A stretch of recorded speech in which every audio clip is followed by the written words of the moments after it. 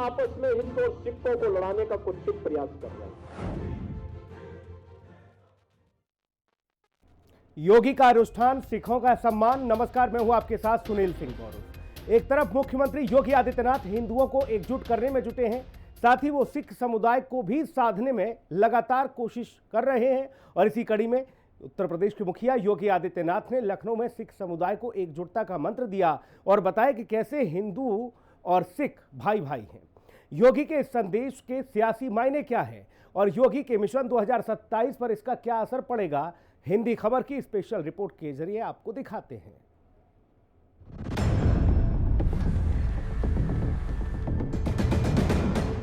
कौन आपस में हिंदू और सिखों को लड़ाने का कुत्सित प्रयास कर रहे हैं? योगी का मिशन 2027। योगी ने कहा हिंदू और सिख भाई भाई। कौन वे लोग हैं जो एक बड़ी पीढ़ी को, युवा पीढ़ी को ड्रग की चपेट में लाने का कुत्सित प्रयास कर रहे हैं? हमें देश के उन दुश्मनों को समझना होगा, उन दुश्मनों से सावधान रहना होगा। कौन आपस में हिंदू और सिखों को लड़ाने का कुत्सित प्रयास कर रहे हैं? ये तो एक दूसरे के पूरक है। सीएम योगी ने कहा भारत को काबुल बांग्लादेश बनाने से बचाना है। यूपी के मुख्यमंत्री योगी आदित्यनाथ अपने दूसरे टर्म में अयोध्या, काशी, मथुरा और संभल से लेकर प्रयागराज तक सनातन महायज्ञ में जुटे हुए हैं। सीएम योगी सनातन को एकजुट करने की कोशिश कर रहे हैं, जिसमें सीएम योगी का बटेंगे तो कटेंगे नारा मील का पत्थर साबित हो रहा है। सीएम योगी के इस नारे ने बीजेपी को हरियाणा, महाराष्ट्र में बम्पर जीत दिला दी, तो यूपी के उपचुनाव में भी इसका काफी असर देखने को मिला। लेकिन योगी सिर्फ हिंदुओं को एकजुट करने के मिशन में नहीं जुटे हैं, बल्कि वो सिखों को भी साधने का लगातार प्रयास कर रहे हैं। और इसी कड़ी में सीएम योगी ने राजधानी लखनऊ में वीर बाल दिवस कार्यक्रम को संबोधित किया, जिसमें सीएम योगी ने यूपी को काबुल और बांग्लादेश बनाने से बचाने वाला मंत्र दिया। वो दृश्य देखने को मिलते हैं जब हम लोग ये सुनते हैं कि काबुल में अब नाम मात्र के ही 2, 4, 10 परिवार सिखों के बच गए।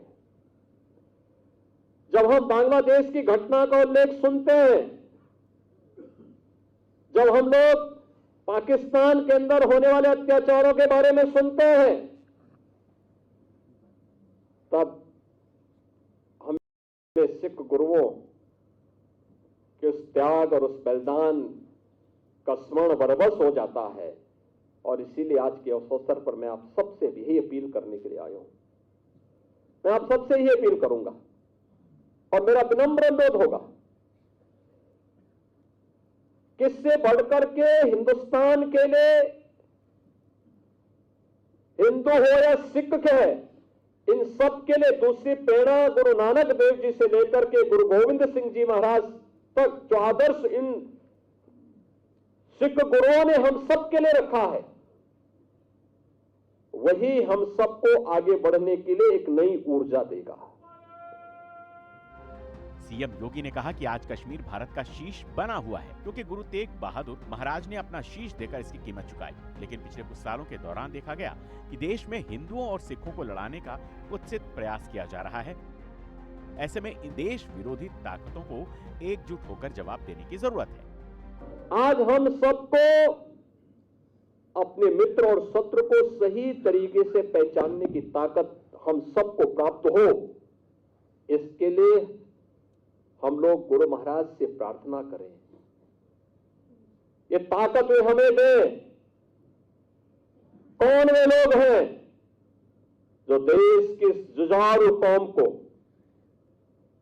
देश की इस समृद्ध कौम को, जिसने अपने स्वयं के सामर्थ्य से, अपने पुरुषार्थ से, अपने परिश्रम से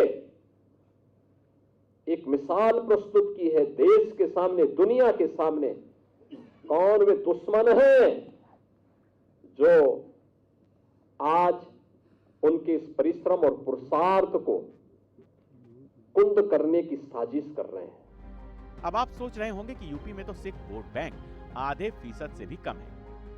ऐसे में सीएम योगी सिखों को साधने की कोशिश क्यों कर रहे हैं?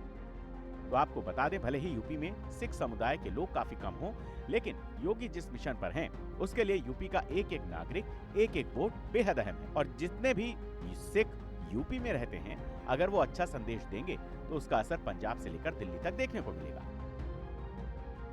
साल 2011 की जनगणना के मुताबिक यूपी में सिखों की आबादी 0.32% है, यानी यूपी में करीब 61 लाख के आसपास सिख रहते हैं। और सियासी नजरिए से देखें तो यूपी की कई सीटों पर सिख वोट बैंक अहम है। पीलीभीत, लखीमपुर खीरी, सीतापुर और लखनऊ में सिख वोटर काफी अहम है और इस इलाके को यूपी का मिनी पंजाब कहा जाता है। ऐसे में सीएम योगी यूपी के सिखों को साध कर पंजाब तक निशाना लगाना चाहते हैं, जिससे 2027 के साथ ही 2029 के मिशन को भी कामयाब बनाया जा सके। और इसी कड़ी में 6 दिसंबर को भी लखनऊ में गुरु तेग बहादुर जी के बलिदान दिवस पर आयोजित कार्यक्रम के दौरान हिंदुओं और सिखों के बीच खाई पैदा करने वालों को सावधान किया था। बांग्लादेश में जो कुछ हो रहा है वो किसी से छुपा हुआ नहीं। पाकिस्तान में इससे पहले जो कुछ हुआ वो किसी से छुपा हुआ नहीं। आखिर ननकाना साहब हम सबसे कब तक दूर रहेगा? और क्यों नहीं, ये अधिकार वापस हमें मिलना चाहिए। अगर यह सूझबूझ 1947 में दिखाई होती तो संभवतः नगर कीर्तन यात्रा में आने वाला व्यवधान वहां पर नहीं देखने को मिलता।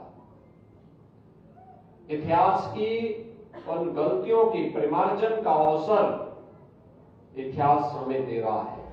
सीएम योगी इस वक्त जिस सनातन महायज्ञ में जुटे हैं उसमें हिंदुओं के साथ साथ सिखों का रोल बेहद अहम माना जा रहा है।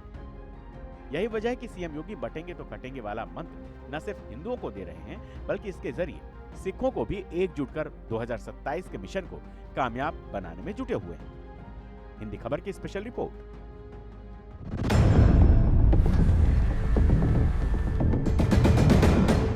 कौन आपस में हिंदू और सिखों को लड़ाने का कुछ प्रयास कर रहे हैं?